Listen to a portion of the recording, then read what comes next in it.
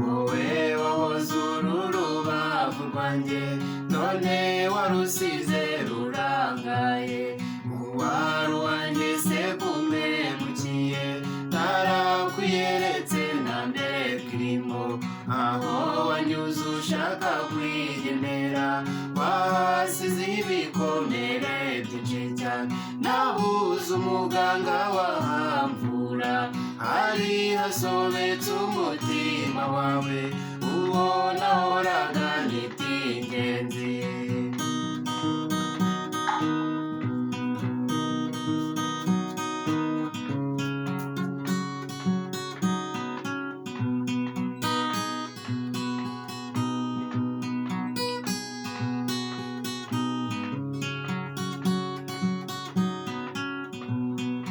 Ndibuka nyabusa nkigusaba ibyishimo byinshi byari hagati aho, nkongera nkiyibutsa ukigera iwanjye udukino twacu nk'abana bato, none nibyo byavuye mu mubabaro wanyerekaga uruhande rwiza gusa, nyamara nawe utwika inzu ngwarisha umwotsi.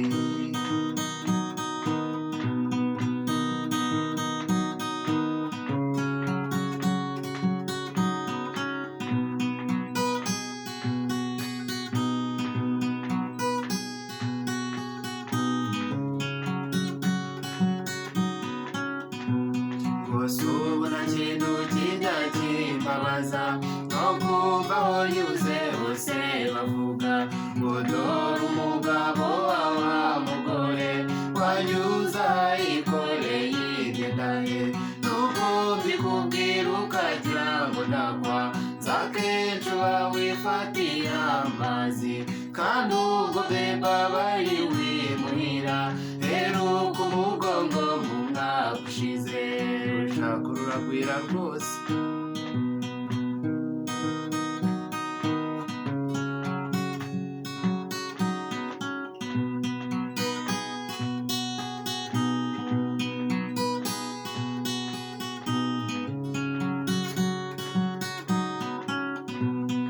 Ishavu ryanjye nuko utaribona, naho ubundi ubu narashavuye, icyakwereka mu mutima wanjye amarira menshi y'agahinda kawe, iyo ndebye ukuntu bebe yigira ahiragira tese mama arihe, nanjye ndakwibaza ko wananiye umvi nimenyekuye mu mutima.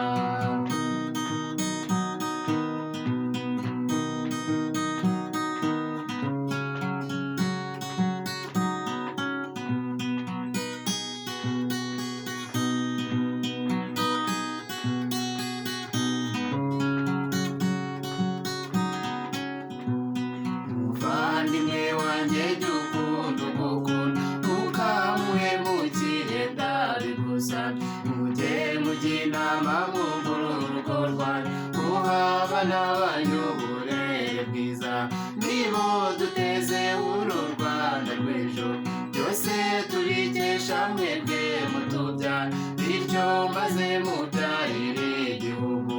uwari uwanjye yara